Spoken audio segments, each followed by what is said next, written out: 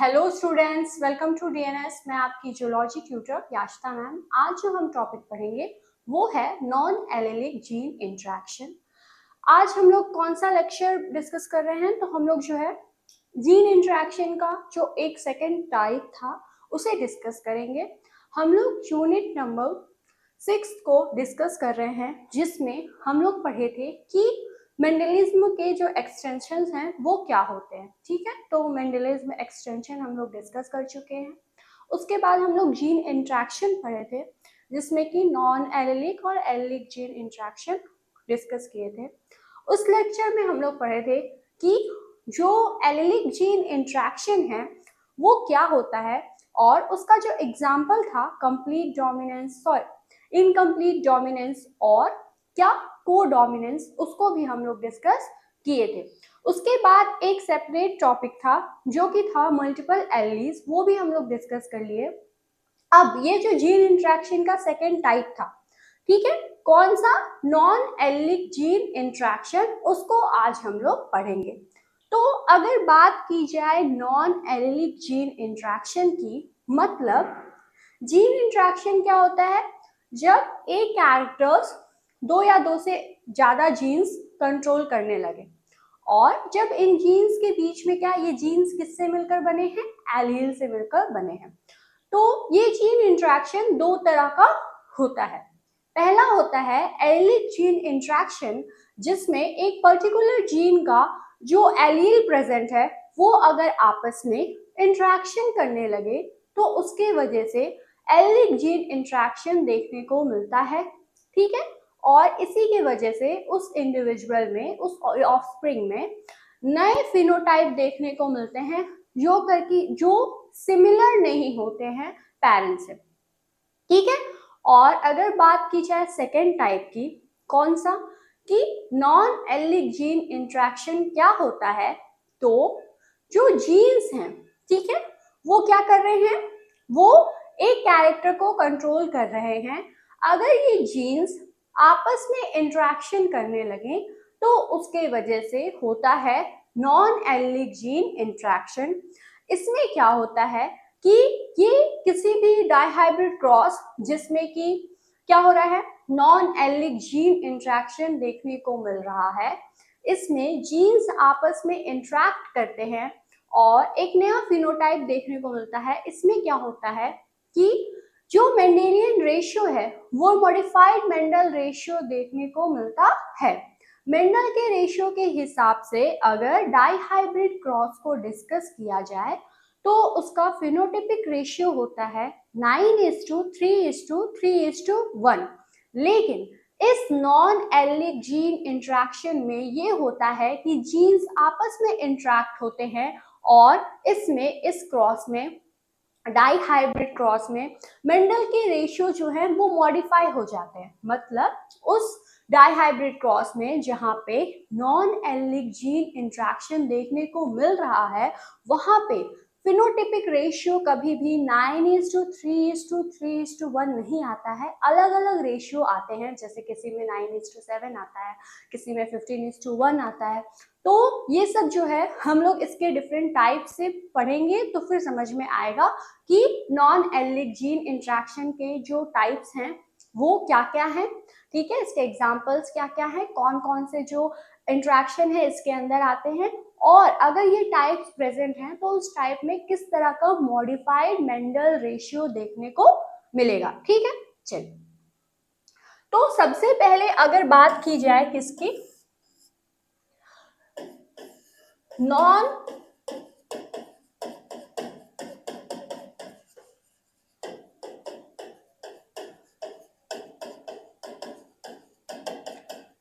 Alick gene interaction की, तो हम लोग उस लेक्चर में डिस्कस किए थे कि इसके बहुत सारे जो है टाइप्स हैं, जिसमें कि जो पहला टाइप जो हम लोग डिस्कस करेंगे वो ये है कि नॉन एलिक जीन इंट्रैक्शन में पहला जो इसका टाइप है या एग्जाम्पल है वो होता है कंप्लीमेंट्री जीन इंट्रैक्शन।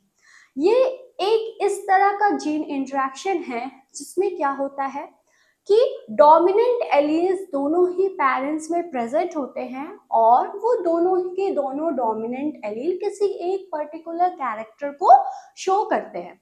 लेकिन जब ये दोनों क्या होते हैं, कंबाइंड फॉर्म में आते हैं F1 जनरेशन में, तो ये दोनों ही कंप्लीमेंट्री शो करते हैं। मतलब जब दोनों साथ में आ जाते हैं तब जो है कंबाइन होके एक नया फिनोटाइप देखने को मिलता है। इसमें कैसे, चलिए उसको समझते हैं कि the complementary gene is a interaction of, ये जो कंप्लीमेंट्री जीन इंटरेक्शन है वो क्या होता है, वो इंटरेक्शन होता है किसके बीच में, two dominant non inter allelic genes. ठीक है, तो ये इंटरेक्शन होता है किसके बीच में, दो डोमिनेंट, ठीक है, दोनों के दोनों एलील कैसे होंगे, डोमिनेंट होंगे और ये नॉन इंटर एलिक जीन्स होते हैं। ठीक है, कैसे होते हैं, नॉन इंटर एलिक जीन्स होते हैं और इसी non inter allelic gene interaction की वजह से, dominant non inter allelic gene interaction की वजह से कंप्लीमेंट्री जीन इंटरेक्शन देखने को मिलता है। इसमें होता यह है कि जो दोनों ही डोमिनेंट हैं, ठीक है, each gene have its own effect. इसमें जो दोनों जीन है, ठीक है, दोनों के जो दोनों जीन्स हैं वो क्या करते हैं, अपना अपना एक इफेक्ट कॉज करते हैं। But when come together to interact, a new trait is developed and the Mendelian ratio 9:3:3:1 is changed to 9:7 due to complementation of both genes। ठीक है, इसमें ये होता है कि जो कैसा एलील इसमें प्रेजेंट है, इसमें जो है दोनों ही पेरेंट्स में dominant non inter allylic gene present होता है। जब ये एक पेरेंट में प्रेजेंट है वो एक कैरेक्टर को इन्फ्लुएंस कर रहा है। ठीक है, एक dominant non inter allylic gene एक कैरेक्टर को इन्फ्लुएंस कर रहा है, किसमें, एक पेरेंट में। ठीक है, और ऐसे ही हो रहा है, एक और डोमिनेंट, ये एक पेरेंट में प्रेजेंट है, एक कैरेक्टर को इन्फ्लुएंस कर रहा है। ठीक है, जब इन दोनों पेरेंट के बीच में डाइहाइब्रिड क्रॉस होता है तब क्या होता है, ये जो दोनों एलील्स हैं ये जब मिलती हैं तो ये एक दूसरे को क्या करती हैं, ये दोनों जब कंबाइन होती हैं तब ये क्या करती हैं, कंप्लीमेंटेशन होता है दोनों ही जीन्स का। मतलब जब ये दोनों जीन्स मिलेंगे, मतलब इनके जो दोनों एलील्स हैं वो मिलेंगे, तब क्या होता है, एक नया ही फिनोटाइप देखने को मिलता है, एक नया ही ट्रेड ये जो है शो करती है। ठीक है, और इस प्रोसेस में क्या होता है कि जो मेंडल का जो रेशियो था, ठीक है, डाइहाइब्रिड रेशियो जो था उसमें वो बताए थे कि 9:3:3:1 आना चाहिए, लेकिन कॉम्प्लीमेंट्री जीन इंटरेक्शन में ये जो रेशियो है वो कितना आता है, 9:7 आता है। इसको जो है अगर हम लोग एग्जाम्पल से समझेंगे तब ज्यादा अच्छे से समझ में आएगा। तो फिर चलिए डिस्कस कर लेते हैं इसके एग्जाम्पल को। इसमें पता है दो चीज सबसे ज्यादा इंपॉर्टेंट है, वो ये कि पहली चीज हमें ये याद रखनी है कि जो जीन्स हैं दोनों ही पेरेंट में, जो जीन्स हैं उसमें जो एलील्स प्रेजेंट हैं वो डोमिनेंट हैं और कैसे हैं, डोमिनेंट होने के साथ साथ नॉन इंटर एलिलिक जीन्स हैं। और जब ये पेरेंट में प्रेजेंट हैं तब एक कैरेक्टर को ये कंट्रोल कर रहे हैं, लेकिन जब दोनों साथ में आ रहे हैं, मतलब जब ये ऑफस्प्रिंग में आ रहे हैं तब क्या कर रहे हैं, ये कंप्लीमेंटेशन हो रहा है दोनों जीन्स का। मतलब ये दोनों जब साथ में प्रेजेंट हैं तो आपस में इंट्रैक्शन शो करते हैं, ये जीन्स आपस में इंट्रैक्शन शो कर रहे हैं, कंप्लीमेंटेशन शो कर रहे हैं, जिसकी वजह से उस ऑफस्प्रिंग में नया ही कैरेक्टर देखने को, नया ट्रेट देखने को मिलता है। और इस जो रेशियो है, ये रेशियो जो है मेंडल रेशियो से अलग होता है, किसमें, कंप्लीमेंट्री जीन इंटरेक्शन में वो रेशियो आता है 9:7। कैसे आता है चलिए डिस्कस कर लेते हैं। तो एक एग्जाम्पल के थ्रू हम लोग समझते हैं, ठीक है। एक क्या है, वाइट फ्लावरिंग प्लांट है, ठीक है, और दूसरा भी वाइट फ्लावरिंग प्लांट है। इन दोनों ही जो वाइट फ्लावरिंग प्लांट है उसमें जो है क्या है, अगर जीन्स कैसे प्रेजेंट होंगे,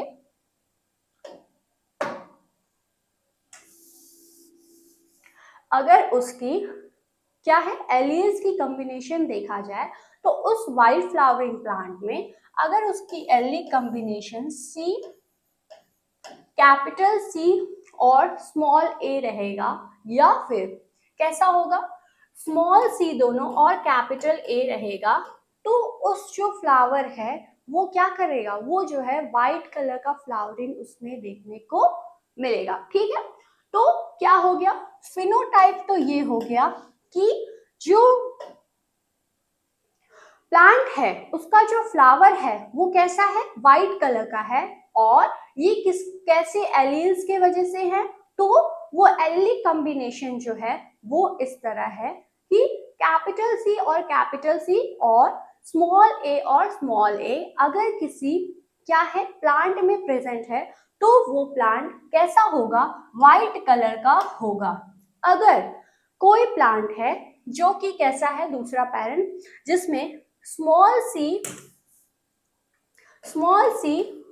और कैपिटल ए प्रेजेंट है, तो क्या होगा, वो जो फ्लावर है वो वाइट कलर होगा। इन शॉर्ट आप ऐसे समझ सकते हैं कि क्या होगा, एक ऐसी कंडीशन जहां पे दोनों के दोनों जो है कैपिटल सी प्रेजेंट हो और स्मॉल ए प्रेजेंट हो, तब भी वो फ्लावर वाइट कलर का हो रहा है।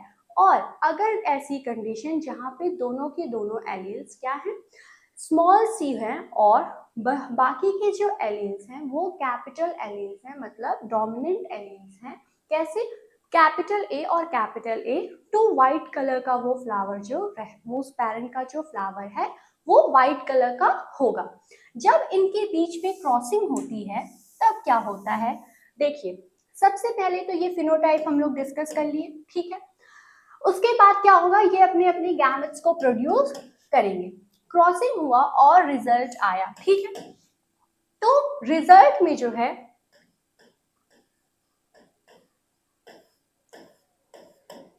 ये रिजल्ट आया जिसमें क्या होगा, एक कैपिटल सी और स्मॉल सी होगा, दूसरा जो है वो होगा कैपिटल ए और स्मॉल ए, और उस फ्लावर का जो कलर होगा वो होगा रेड कलर। मतलब जब ये कैपिटल सी सिर्फ प्रेजेंट है, ठीक है, उस इंडिविजुअल में, सॉरी उस फ्लावर में, तो ये जो है वाइट कलर को क्या कर रहा है, वाइट कलर के कैरेक्टर को प्रमोट कर रहा है या फिर शो होने दे रहा है, ठीक है। और जब कैपिटल ए की कंडीशन सिर्फ रह रही है तब भी वो फ्लावर का कलर कैसा रह रहा है, वाइट कलर रह रहा है। लेकिन जब ये कैपिटल सी और कैपिटल ए कंबाइंड कंडीशन में आ गए तो क्या कर रहे हैं, तब जो है ये कंप्लीमेंटेशन शो कर रहे हैं, मतलब एक दूसरे के साथ जब प्रेजेंट हैं तब ये कॉम्प्लीमेंटेशन शो कर रहे हैं और एक नया ही कैरेक्टर शो कर रहे हैं जो कि है रेड कलर, जो कि है क्या, दोनों ही पेरेंट्स से अलग कैरेक्टर शो ये कर रहे हैं, ठीक है। तो अगर इंडिविजुअली ये प्रेजेंट रह रहे हैं तब तो पर्टिकुलर कैरेक्टर को शो कर रहे हैं, जो कि व्हाइट कलर ये भी शो कर रहा है और व्हाइट कलर ये भी शो कर रहा है।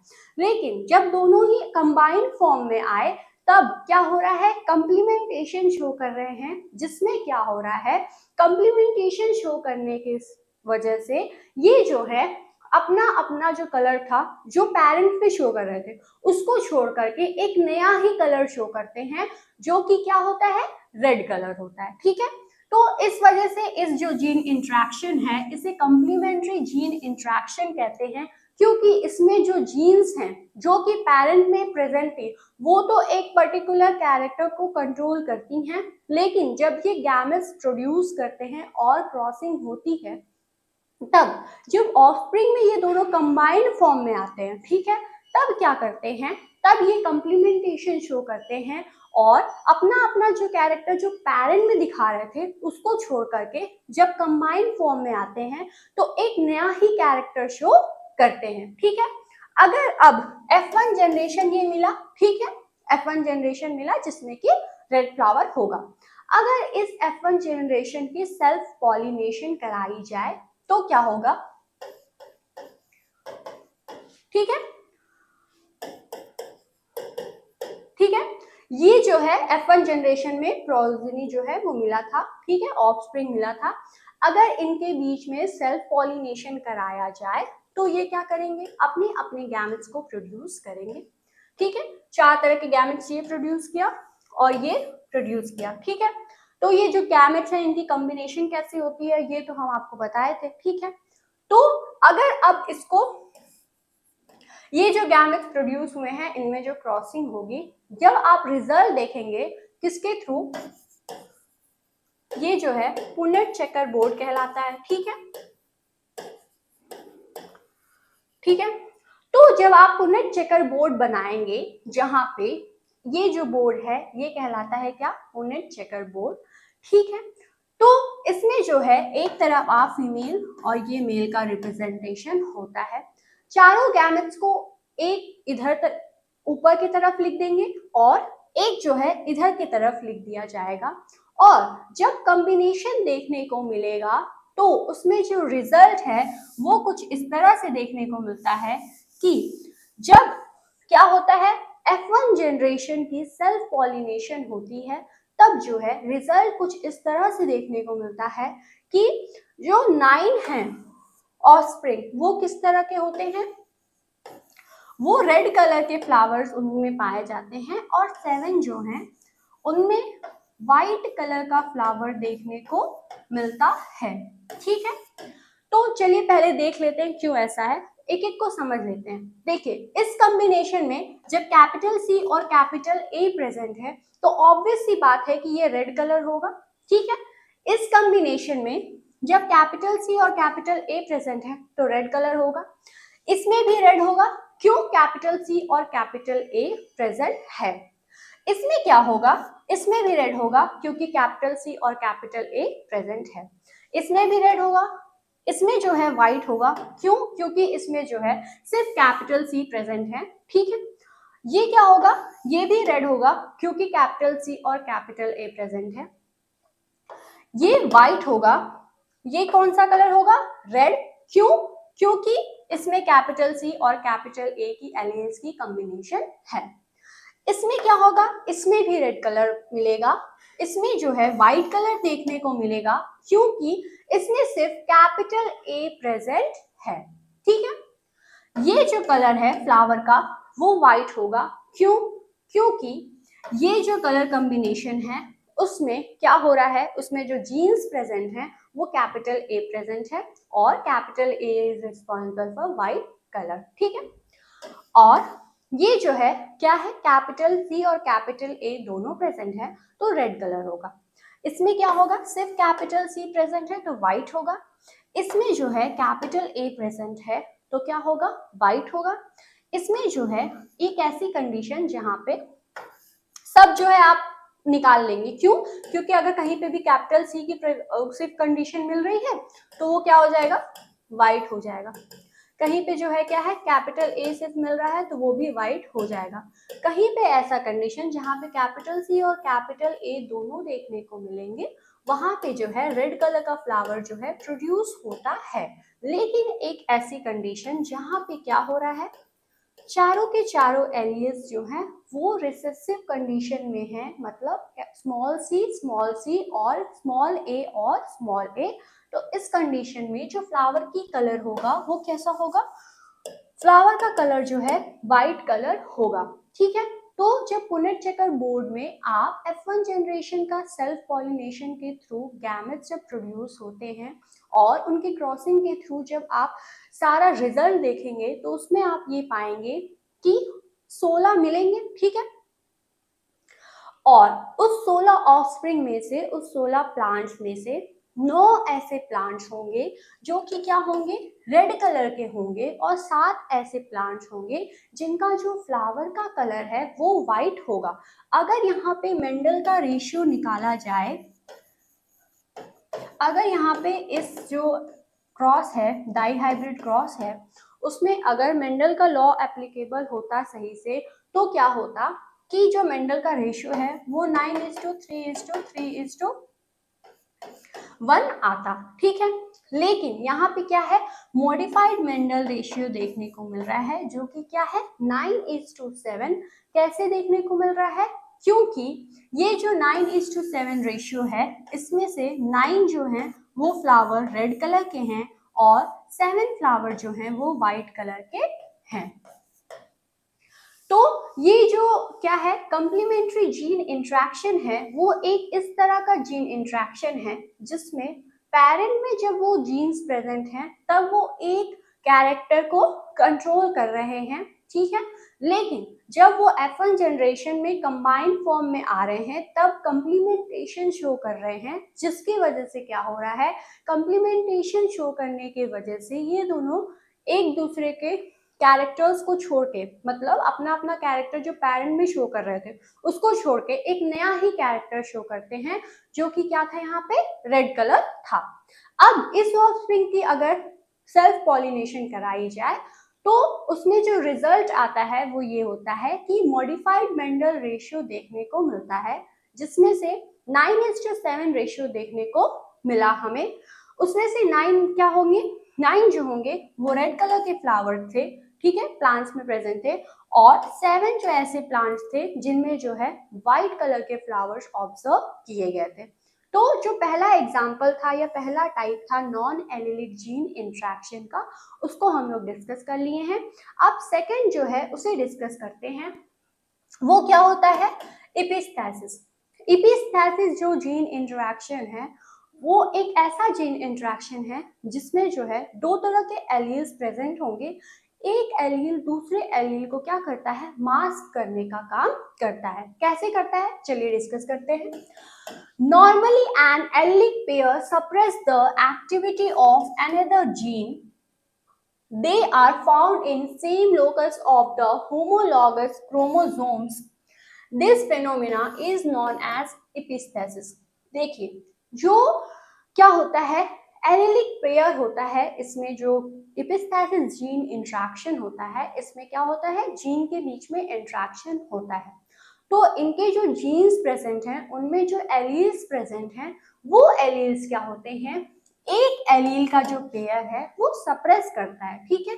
क्या करता है, सप्रेस करता है, मतलब दबाने का काम करता है, किसको, the activity of another gene. एक जीन का जो एलिलिक पेयर है वो सप्रेस करने का काम कर रहा है, किसको, दूसरे जीन के, किस चीज को, एक्टिविटी को, ठीक है। एक जीन एक एक्टिविटी को परफॉर्म करता है, दूसरा जीन दूसरे एक्टिविटी को परफॉर्म कर रहा है। तो मान लीजिए एक ऐसी कंडीशन जहां पे एक जो जीन है उसका जो एलील है वो क्या कर रहा है, वो दूसरे जीन्स को, उसकी एक्टिविटी को सप्रेस करने का काम कर रहा है, और इसी को जो है हम लोग कहते हैं एपिस्थेसिस। ये जो जीन्स हैं, ठीक है, ये कहाँ पे पाए जाते हैं, they are found on the same locus of the homologous chromosome. ये कहाँ पे पाए जाते हैं, ये जो है होमोलॉगस क्रोमोसोम के सेम लोकस पर पाए जाते हैं, और इसी फेनोमेना को एपिस्थेसिस कहा जाता है। देखिए, एपिस्थेसिस जो जीन इंट्रैक्शन है वो एक इस तरह का जीन इंट्रैक्शन है जहां पे क्या हो रहा है कि जो जीन्स हैं उनके जो एलील्स हैं, एक जीन की जो एलील है वो दूसरे जीन के ऊपर क्या कर रही है, सप्रेशन का काम कर रही है, और ये जीन्स जो है होमोलॉगस क्रोमोसोम के सेम लोकस पर प्रेजेंट होते हैं, और इसी सप्रेशन की प्रोसेस को क्या कहते हैं, एपिस्थेसिस कहते हैं, ठीक है। तो the gene whose suppression is inhibited is known as hypostatic gene. The gene that inhibits the expression of another gene is called epistatic gene. ठीक है, तो हम लोग एपिस्थेसिस की जो प्रोसेस है उसमें ये पढ़ रहे हैं कि दो तरह के जीन्स प्रेजेंट हैं। एक जीन जो है दूसरे जीन को सप्रेस करने का काम कर रही है। तो जो जीन होती है जो कि दूसरे जीन को सप्रेस कर रहा है, ठीक है, तो जो जीन है वो दूसरे जीन को जो कि सप्रेस कर रहा है उसको हम लोग कहते हैं एपिस्टैटिक जीन। और दूसरा जीन जिसको कि जो कि सप्रेस हो रहा है, ठीक है, एक जीन जो कि दबा रहा है, ठीक है, वो जो दबा रहा है, जो डोमिनेंसी शो कर रहा है, जो सप्रेशन शो कर रहा है, उसे तो एपिस्टैटिक जीन कहते हैं। लेकिन जो दूसरा जीन है जो कि सप्रेस हो रहा है, ठीक है, जिसके ऊपर सप्रेशन की प्रोसेस हो रही है, उस जीन को कहा जाता है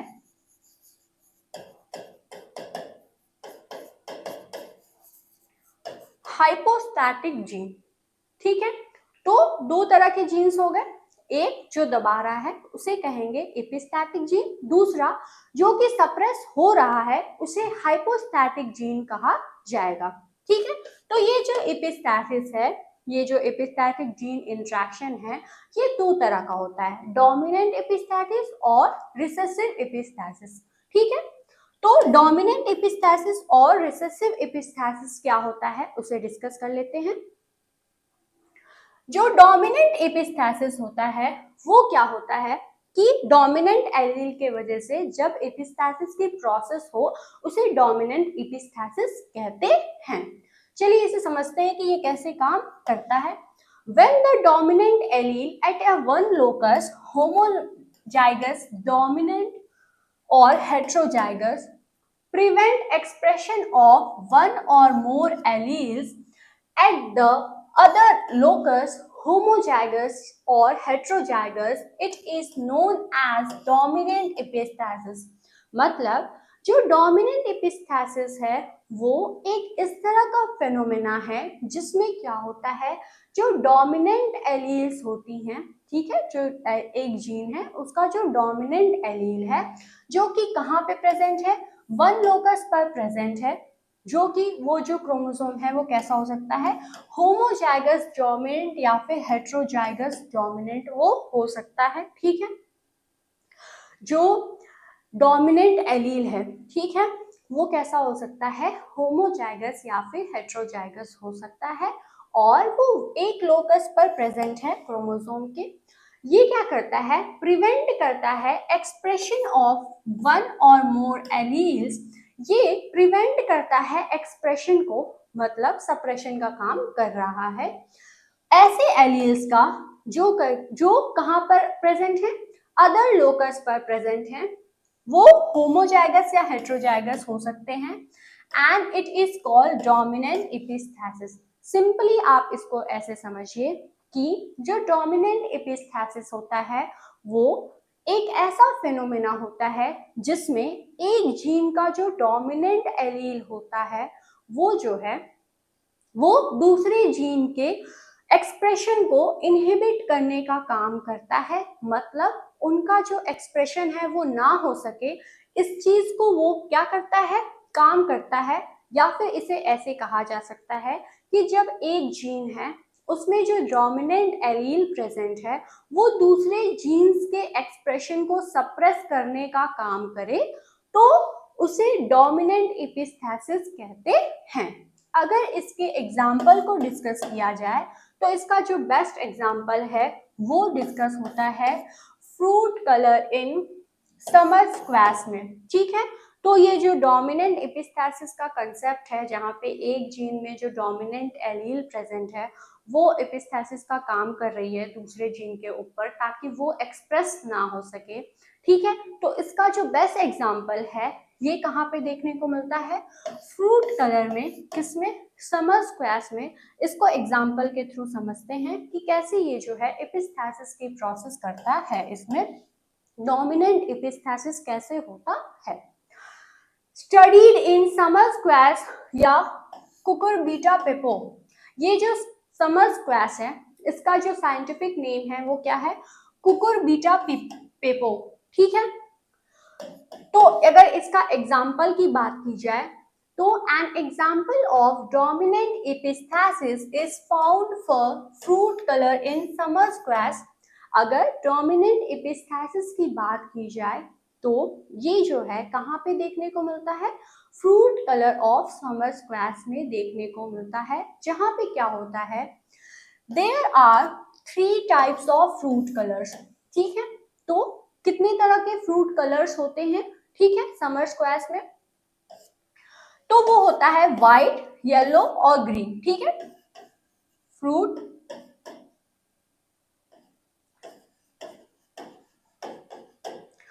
कलर को हम लोग डिस्कस कर रहे हैं, जहां पे डोमिनेंट एपिस्थेसिस देखने को मिल रहा है। तो समर स्क्वैश में 3 तरह के जो फ्रूट के कलर हैं वो पाए जाते हैं। कौन कौन से?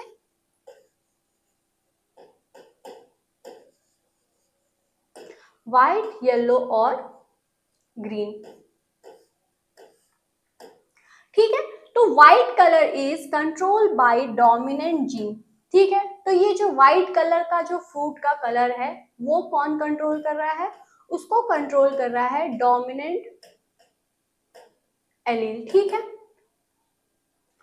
W and yellow color by dominant gene G. White is dominant over both yellow and green. ठीक है, तो अगर बात की जाए फ्रूट की कलर की, तो समर स्क्वैश में 3 तरह के फ्रूट्स के कलर पाए जाते हैं। पहला व्हाइट, दूसरा ग्रीन और तीसरा येलो।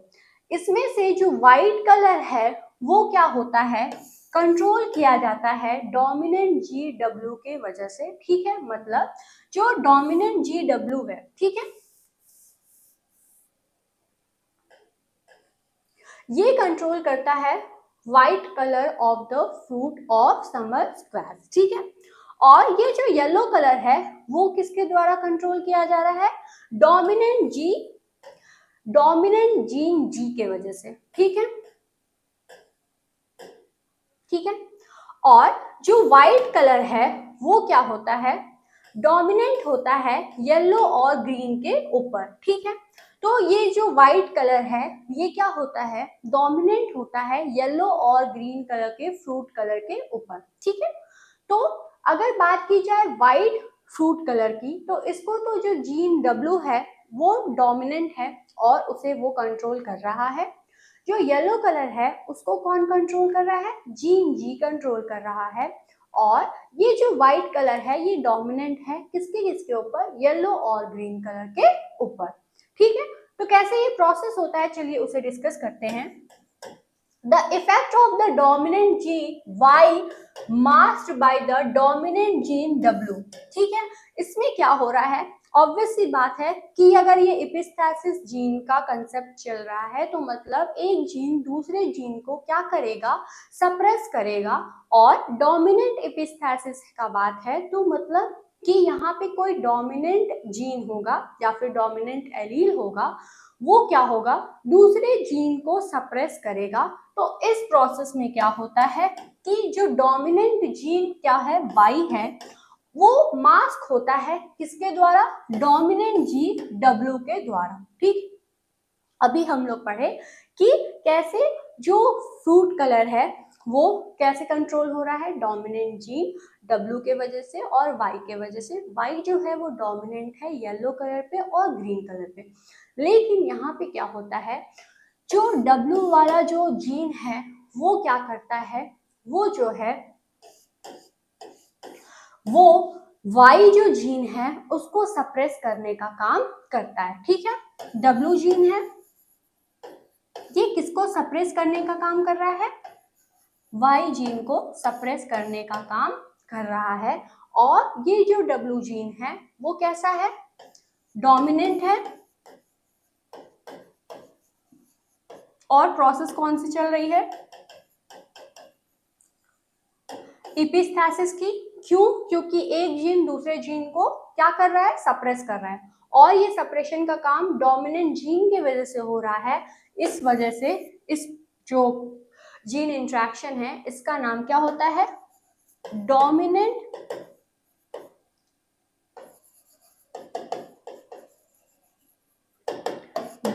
एपिस्थेसिस। ठीक है, तो एपिस्थेसिस सिंपली एक ऐसा फिनोमेना जहाँ पे एक जीन दूसरे जीन को सप्रेस कर रहा है। अगर ये एपिस्थेसिस डोमिनेंट जीन के वजह से हो रहा है, मतलब कोई ऐसा डोमिनेंट जीन है जो कि दूसरे जीन को सप्रेस करने का काम कर रहा है, तो उस एपिस्थेसिस को हम लोग कहते हैं डोमिनेंट एपिस्थेसिस। इसका एग्जाम्पल जो है समर क्लास में हम लोग डिस्कस कर रहे हैं कि कैसे उसमें जो फ्रूट का कलर है उसमें डोमिनेंट एपिस्थेसिस देखने को मिलता है। चलिए इसके एग्जाम्पल से हम लोग समझते हैं क्या है।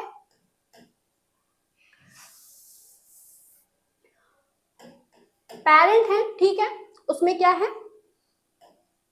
कैपिटल W और कैपिटल Y की कंडीशन है, जहां पे कैपिटल W और कैपिटल Y और कैपिटल Y की कंडीशन है। मतलब ये क्या होगा, पेरेंट का जो फ्रूट का जो कलर होगा वो कैसा होगा, व्हाइट होगा। क्यों व्हाइट होगा, क्योंकि जो व्हाइट कलर है वो डोमिनेंट है किसके ऊपर, येलो के ऊपर, ठीक है। तो भले ही यहाँ पे दोनों ही एलील्स प्रेजेंट हैं, कौन कौन सी, कैपिटल W और कैपिटल Y, लेकिन उस फ्रूट का कलर होगा व्हाइट, क्योंकि ये व्हाइट जो जीन है वो डोमिनेंट है। दूसरी कंडीशन क्या होगी पेरेंट की, जिसमें वो पेरेंट जो है उसमें सारे के सारे एलील्स क्या होंगे, रिसेसिव एलील्स प्रेजेंट होंगे। मतलब स्मॉल w और स्मॉल y की कंडीशन होगी। एक ऐसी कंडीशन जिसमें सारे के सारे एलील्स स्मॉल प्रेजेंट हैं, तो मतलब वो जो प्लांट होगा उसका जो फ्रूट का कलर होगा वो ग्रीन कलर होगा, ठीक है। जब ये अपनी गैमेट्स प्रोड्यूस किए और क्रॉसिंग हुई तो F1 जनरेशन में कुछ इस तरह से कॉम्बिनेशन देखने को मिलेगा, ठीक है। इस कंडीशन में क्या होगा, व्हाइट होगा फ्रूट का कलर, ठीक है। क्यों, क्योंकि ये जो Y वाला है जीन, वो W वाला जो जीन है वो Y वाले जीन को सप्रेस कर रहा है और उस फ्रूट का कलर क्या होगा, व्हाइट कलर होगा। जब इस F1 जनरेशन के बीच में सेल्फ क्रॉसिंग होगी तब क्या होता है, F2 जनरेशन देखने को मिलता है। और इस F2 जनरेशन में क्या होता है, चलिए उससे पहले डिस्कस कर लेते हैं।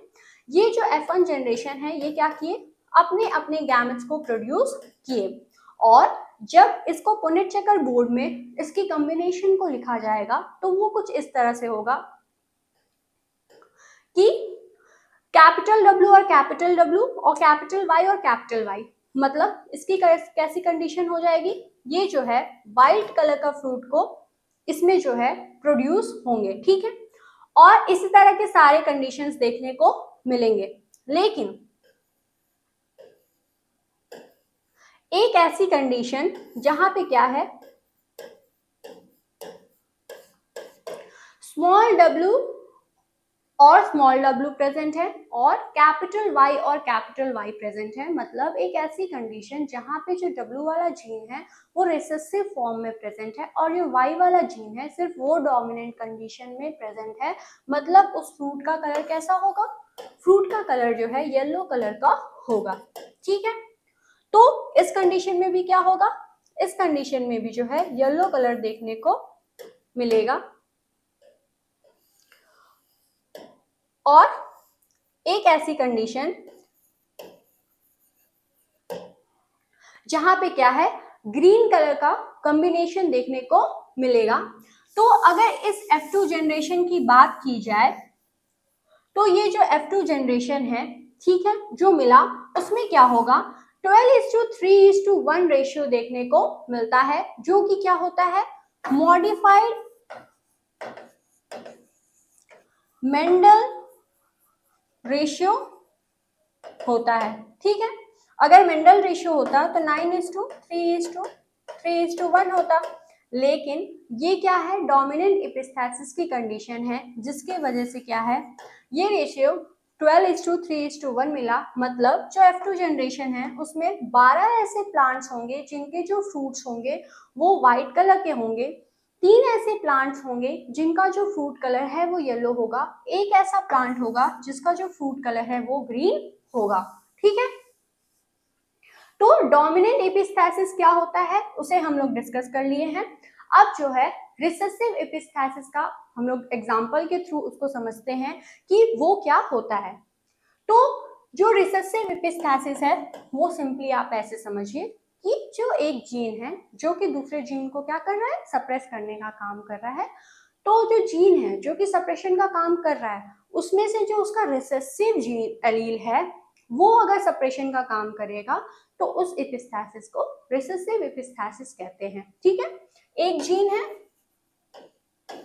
जो कि दूसरे जीन को सप्रेस करने का काम कर रहा है। अगर इस जीन का क्या होगा, रिसेसिव वाला एलील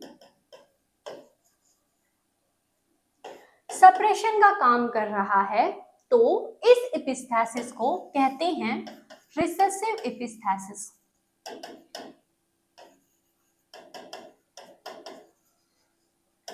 अगर इसको समझा जाए तो पहले इसके डिफिनीशन को पढ़ लेते हैं, उसके बाद इसके एग्जाम्पल को डिस्कस किया जाएगा।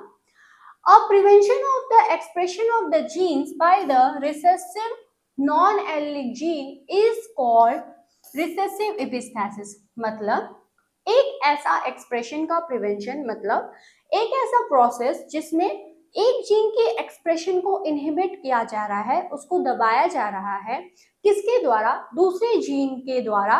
और उस जीन का कौन सा एलील इसमें शामिल है, कौन सा एलील इस काम को कर रहा है। तो रिसेसिव एलील अगर ये काम कर रहा है तो उसे हम लोग कहते हैं रिसेसिव एपिस्थेसिस। ठीक है, तो जब भी एक एक्सप्रेशन को, किसी भी जीन के एक एक्सप्रेशन को क्या किया जा रहा है, सप्रेस किया जा रहा है, और ये सप्रेशन दूसरे जीन द्वारा किया जा रहा है, उस जीन का कौन सा एलील इन्वॉल्व है, रिसेसिव एलील इन्वॉल्व है।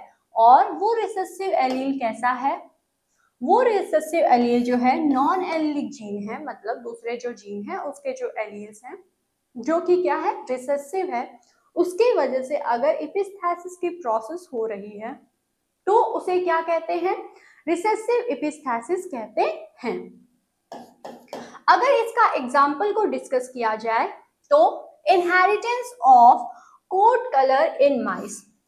जो कोट कलर है, कोट कलर मतलब उसका जो माइस का जो आउटर मोस्ट स्किन होता है उसका कलर। ठीक है, तो जो कोट कलर ऑफ माइस है इसका जो रिसेसिव एपिस्थेसिस है उसका ये बेस्ट एग्जांपल होता है। कैसे, चलिए इसे समझते हैं। अगर दो पेरेंट है जिसमें क्या है, एक जो पेरेंट है उसका जो फिनोटाइप है वो कैसा है, ब्लैक कोट कलर है, मतलब एक जो पेरेंट है उसका जो कोट का कलर है वो ब्लैक है। जो दूसरा पेरेंट है उसका जो कोट का कलर है वो अल्बिनो है। ठीक है, तो एक पेरेंट हो गया ब्लैक कलर का कोट कलर है उसके पास, और दूसरा पेरेंट ऐसा जिसके पास अल्बिनो कलर का कोट कलर प्रेजेंट है।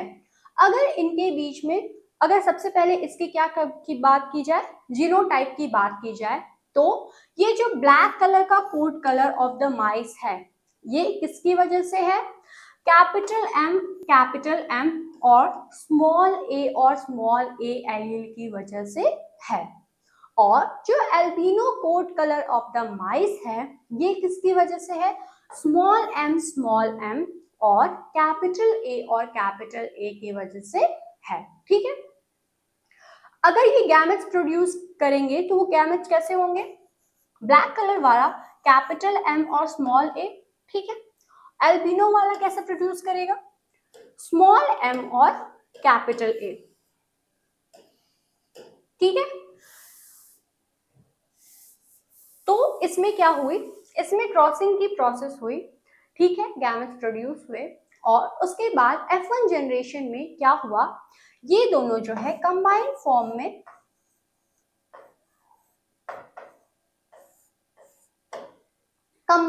में आए।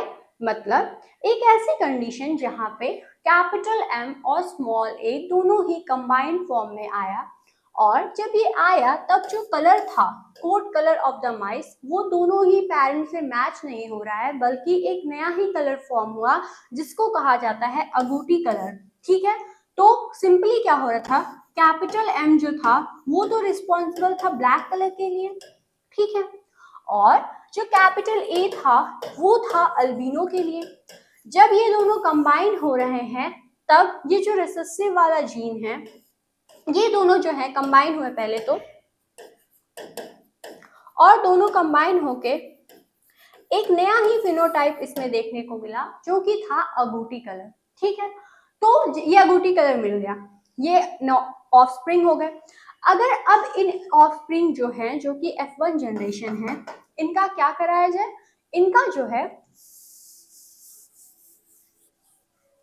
सेल्फ पॉलिनेशन कराया जाए, तो जो रिजल्ट मिलता है वो होता है कैपिटल M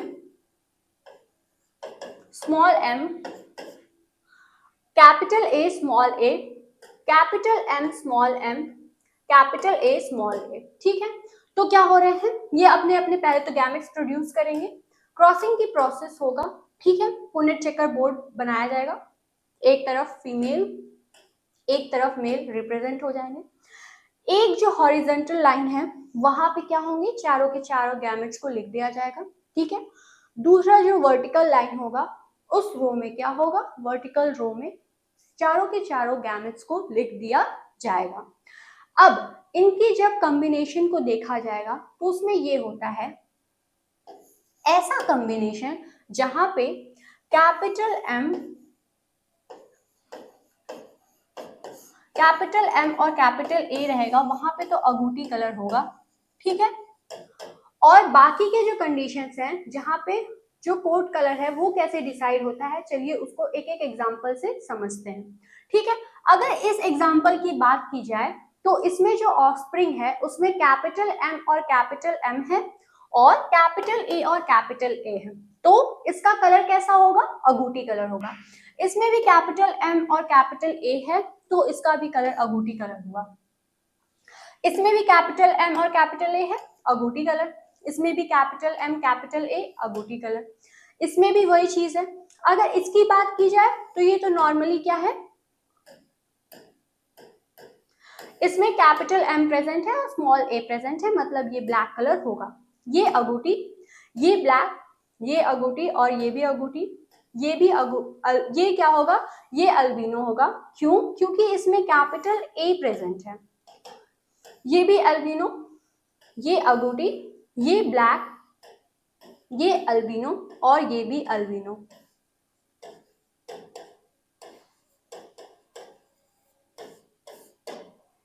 ठीक है, तो एक ऐसी कंडीशन जहां पे क्या हो रहा है,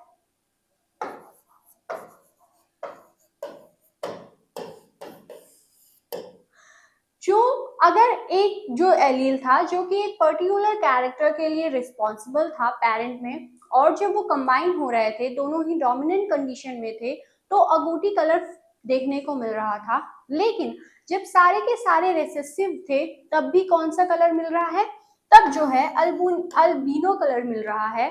तो इसमें क्या हो सकता है कि जो फिनोटाइपिक रेशियो थी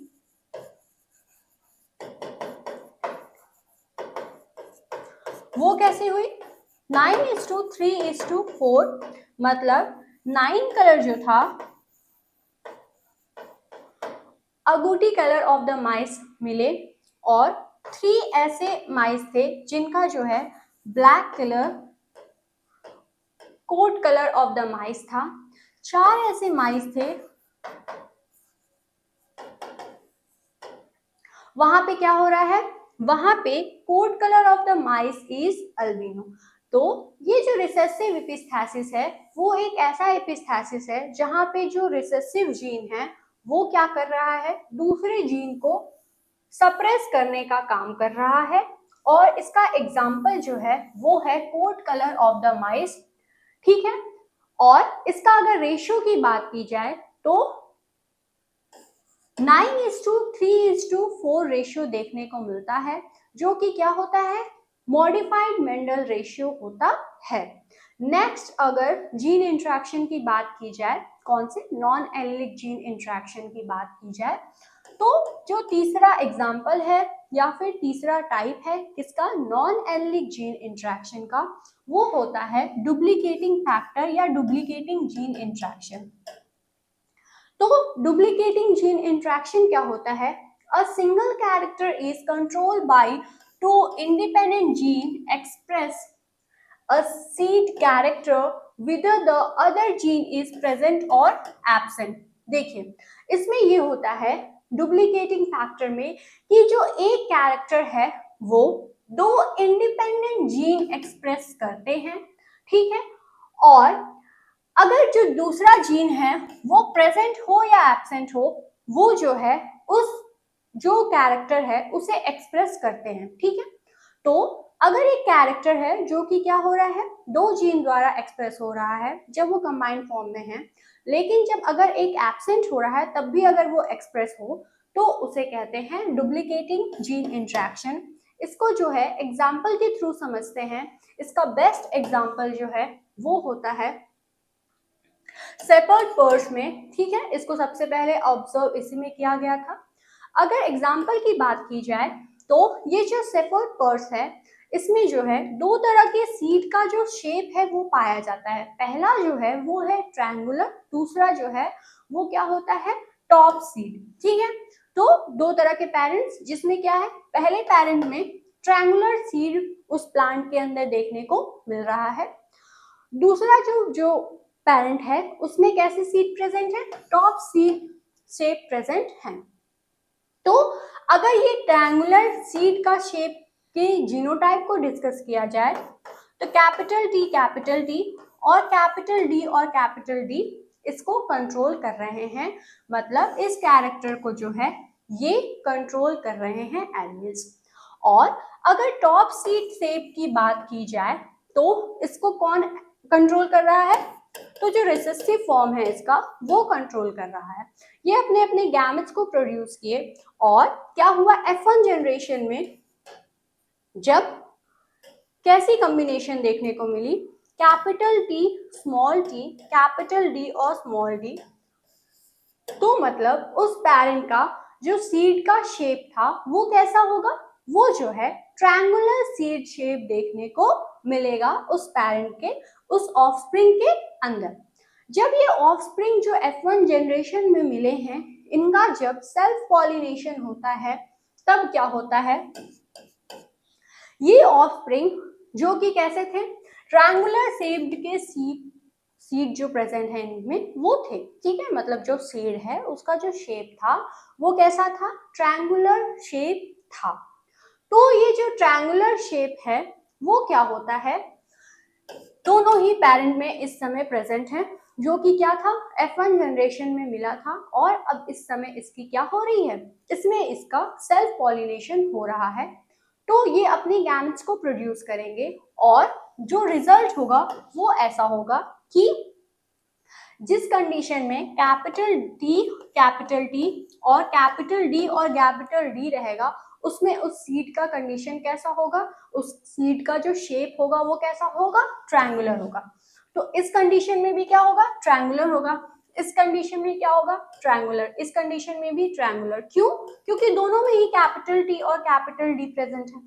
इसमें भी ट्रायंगुलर होगा, इसमें जो है ये क्या होगा, ट्रायंगुलर होगा। अब यहाँ पे एक क्वेश्चन अराइज होता है कि इसमें जो है ट्रायंगुलर शेप क्यों होगा, ठीक है। तो इसमें ये इसलिए होगा क्योंकि हम लोग इसका जब डिफिनीशन डिस्कस कर रहे थे, किस चीज को, डुप्लीकेटिंग जीन इंटरेक्शन को, तो इसमें हम लोग ये पढ़े थे कि ये कुछ इस तरह का जीन इंटरेक्शन है जिसमें क्या होता है, एक जो कैरेक्टर है वो एक एलील कंट्रोल करता है, ठीक है। तो जब दोनों ही एलील्स कंबाइंड फॉर्म में रहेंगे तब तो वो कैरेक्टर शो होगा ही, लेकिन अगर एक एलील एब्सेंट भी हुआ, ठीक है, यहाँ पे क्या हुआ, यहाँ पे सिर्फ कैपिटल टी प्रेजेंट है ना और स्मॉल डी प्रेजेंट है, कैपिटल डी तो प्रेजेंट नहीं है, फिर भी वो जो एलील है उस चीज को, उस कैरेक्टर को एक्सप्रेस करेगा, जिसकी वजह से क्या होगा, इस कंडीशन में जो है उस सीड का जो शेप है वो ट्रायंगुलर होगा। इसमें भी ट्रायंगुलर होगा, क्यों, क्योंकि दोनों ही एलील्स प्रेजेंट हैं, कैपिटल टी भी और कैपिटल डी भी। इसमें क्या होगा, इसमें भी ट्रायंगुलर, इसमें भी ट्रायंगुलर, इसमें सिर्फ कैपिटल डी प्रेजेंट है, फिर भी ये जो सीड का शेप होगा वो ट्रायंगुलर होगा, ठीक है। और इसमें भी ट्रायंगुलर होगा, किस कंडीशन में, टॉप सीड में जो सीड का जो शेप है वो टॉप कलर का, टॉप शेप्ड होगा, वो जो है जब दोनों ही एलील्स क्या होंगी, रिसेसिव कंडीशन में होंगी, तब जो है उस सीड का जो शेप है वो टॉप सीड स्ट्रक्चर आएगा। ठीक है, तो अगर इसके रेशियो की बात की जाए तो 15:1 आता है।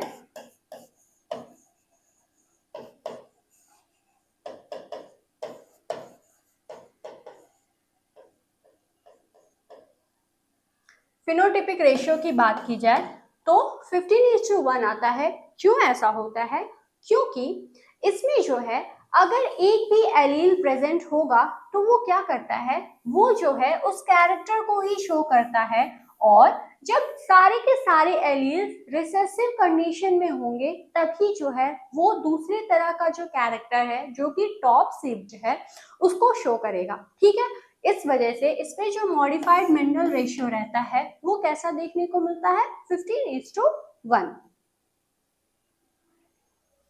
अब जो सबसे लास्ट एग्जांपल है वो क्या है, सप्लीमेंट्री जीन इंटरेक्शन। ठीक है, तो सप्लीमेंट्री जीन इंटरेक्शन एक इस तरह का जीन इंटरेक्शन है जिसमें क्या होता है कि the two independent dominant gene which interact in such a way that one dominant gene produces its effect whether the other dominant gene is present or not, but when the second dominant gene is added to the first, a new modified character produce।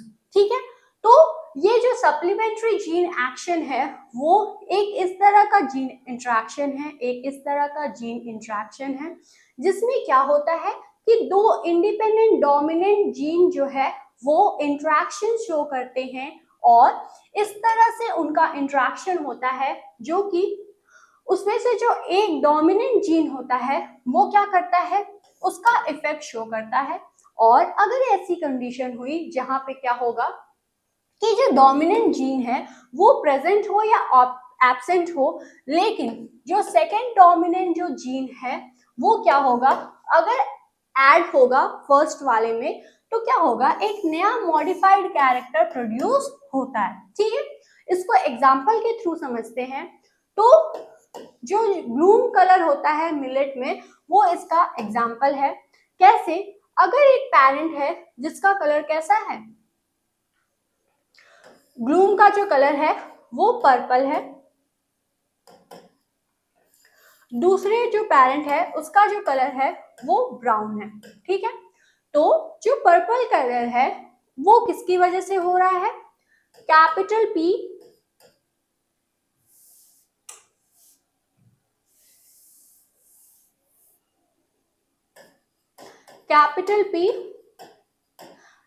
P और small Q का जो gene है, ठीक है, वो responsible है purple colour के लिए। मतलब यहाँ पे जो डोमिनेंट एलील आपको दिख रहा है कौन सा, कैपिटल पी, वही रिस्पॉन्सिबल है पर्पल कलर के लिए।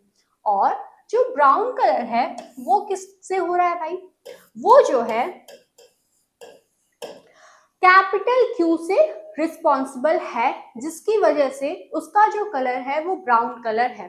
तो ये पेरेंट्स जो हैं अपने अपने गैमेट्स को प्रोड्यूस किए, गैमेटिक कॉम्बिनेशन में कैसे एलील प्रेजेंट होंगे, तो इस पेरेंट में जो है कैपिटल पी और स्मॉल क्यू प्रेजेंट होगा, और इसमें जो एलील प्रेजेंट होंगे वो होंगे स्मॉल पी और कैपिटल क्यू। तो जब क्रॉसिंग होगी तब क्या होता है, जब ये दोनों कंबाइन होंगे तो उसका जो कलर है वो कैसा होगा, रेड पर्पल देखने को मिलेगा। और जब ये F1 जनरेशन में क्या हुए, ऑफस्प्रिंग मिले, इनकी क्या हुई, इनकी सेल्फ पॉलिनेशन हुई, तो क्या होगा,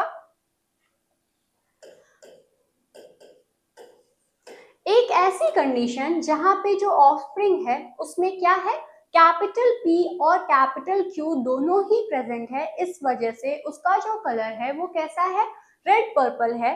तो इन दोनों ही ऑफस्प्रिंग के बीच में क्रॉसिंग होती है, और जब ये गैमेट्स को प्रोड्यूस करते हैं तब इनको जो है पुनिट चेकर बोर्ड से रिप्रेजेंट किया जाता है, और इसमें इसको कैसे रिप्रेजेंट होता है उसको डिस्कस करते हैं। देखिए पहली ऐसी कंडीशन जिसमें कैपिटल P और कैपिटल Q है तो उसका कलर कैसा होगा, रेड पर्पल होगा, ठीक है। दूसरे में भी रेड पर्पल होगा, तीसरे में भी, चौथे में भी, इसमें भी क्या होगा, रेड पर्पल होगा। सारे में रेड पर्पल की कंडीशन देखने को मिल रही है। क्यों? क्योंकि इसका जो डिफिनीशन था उसी में हम लोग पढ़े थे कि जब ये दोनों ही एलील्स क्या होंगे, कंबाइंड फॉर्म में होंगे तो ये क्या होंगे, नए कैरेक्टर को प्रोड्यूस करेंगे। लेकिन अगर ऐसी कंडीशन जहां पे एक जो है डोमिनेंट वाला वो क्या होगा, वो एब्सेंट होगा, तब भी जो है वो रिप्रेजेंट होंगे। इस वजह से जो है इसमें जो कॉम्बिनेशन है वो कैसे देखने को मिलेगी, इसमें जो है 9 ऐसे प्लांट्स होंगे जिसमें रेड पर्पल, 4 ऐसे प्लांट्स होंगे जिसमें पर्पल कलर देखने को मिलेगा और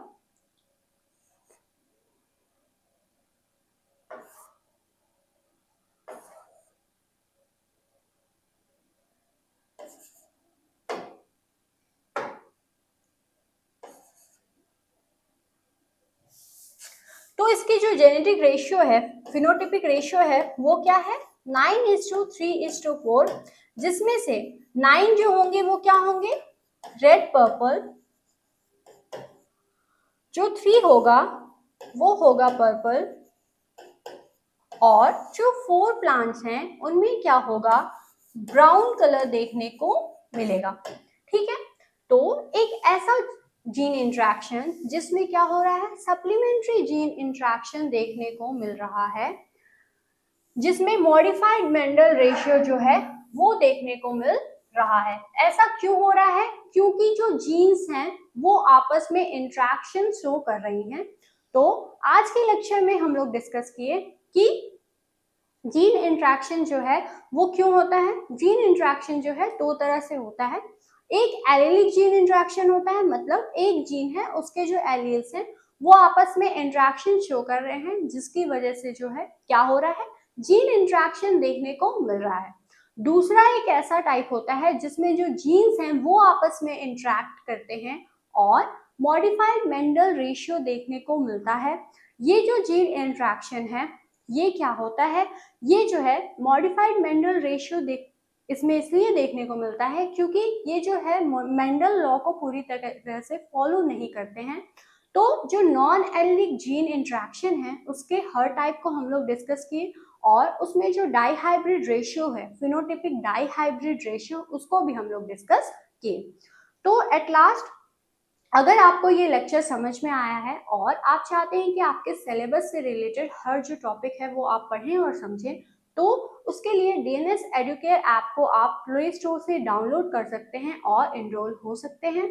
अगर आपको कोई कंफ्यूजन है तो आप इस नंबर पर कॉल करके भी पूछ सकते हैं, इस समय ऑफर चल रहा है। तो thanks for watching this video, मिलते हैं हम लोग नेक्स्ट लेक्चर में।